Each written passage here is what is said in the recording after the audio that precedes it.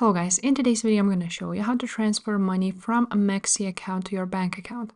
This tutorial will be quick and simple, so make sure to subscribe to this channel before we dive into, and also leave a like on this video if you'll find this guide useful. Now from MEXC account to bank account, there's just a few options to how you can transfer. So the one would be to go on buy crypto option.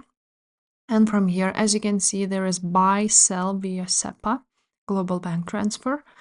Then there is quick buy and sell fast, and also P2P trading. So any of these three options works the best. So for example, let's choose global bank transfer.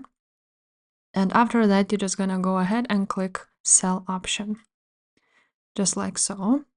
Now you're gonna enter the amount which you want to transfer, for example, USDT. You need to have USDT in order if you want to sell.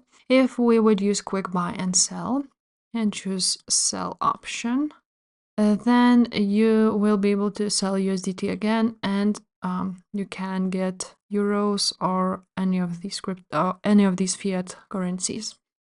And the payment method is only one SEPA transfer, which costs that much.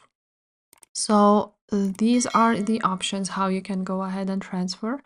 And if this video was helpful, make sure to subscribe and I will see you next time. Bye.